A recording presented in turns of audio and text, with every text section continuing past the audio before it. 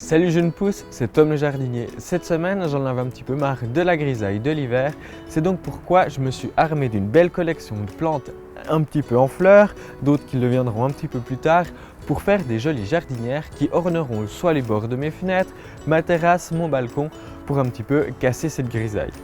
Première chose à faire, c'est de choisir un joli pot. Mais j'ai vérifié avant qu'il était bien percé. C'est important de bien vérifier que ton pot soit percé dans le fond, car en hiver, il peut encore pleuvoir et donc avoir des excès d'eau, ce qui pourrait faire pourrir nos plantes.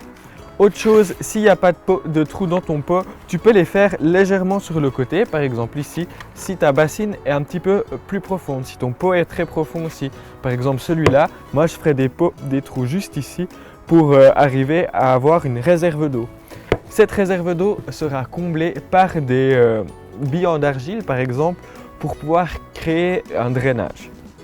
Dans ce pot-là, pas besoin de billes d'argile, vu la profondeur qu'il a, c'est pas nécessaire. Dans ma terrine, je vais quand même mettre des bouts de pot cassés, on appelle ça des tessons, pour recouvrir le trou. Attention, je mets la partie bombée à l'extérieur, comme ça l'eau peut passer en dessous sans que la terre ne vienne redécorer ton crépi. Là, je vais remplir avec du terreau, un terreau tout simple, universel, qui va venir être complété. Ici, on a une Primevère Hopbonic ou Primula hopbonica. J'aime bien, c'est ton pastel. Elle ira très bien dans ma composition. Attention, elle est encore un petit peu sensible au froid, donc s'il y a des gros gels qui s'annoncent par chez toi, celle-là, il faudra la rentrer, donc rentrer ta terrine juste pour la nuit. Comme elle est un peu grande, je vais la déposer soit sur le côté, soit en fond. J'ai quelques petites jonquilles qui viendront amener un petit peu de hauteur aussi, mais de la légèreté. Voilà, je vais en mettre une là. Pour avoir un aspect retombant, je vais choisir un lierre. Comme tu peux le voir, je dépote juste mes plantes sans pour autant les planter. C'est une façon de faire qui me permet d'un petit peu voir comment va être ma composition par la suite. Ces jonquilles étant déjà en fleurs, je vais mettre quelques bulbes de jacinthe sont déjà bien avancés afin d'avoir des remplaçants une fois qu'ils seront fanés. On peut mettre dans nos terrines encore des pensées à petites ou à grandes fleurs. Là, moi je vais choisir une bruyère qui va faire des fleurs roses pour venir un petit peu agrémenter le tout. N'hésite pas aussi à mettre des feuillages décoratifs comme le lierre pour ajouter un petit peu de légèreté. Ça repose le regard quand on regarde notre terrine et aussi un petit peu une plante retombante à l'avant. Je te parlais donc de bruyère. Ici, j'ai fait un choix d'une bruyère à fleurs roses.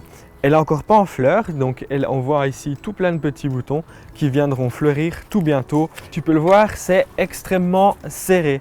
Les plantes, elles ne vont pas grandir et la plante vivace, donc là le lierre, sera rempoté après par la suite ou pourra venir décorer une autre plante. Là, c'est vraiment une décoration qui est décorative instantanément et par la suite, les plantes vivaces seront soit mises au jardin, soit dans des futures compositions.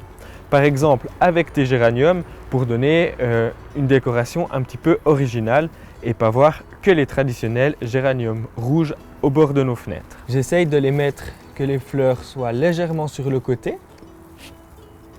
Et maintenant, je vais venir combler le tout de ma terrine avec du terreau.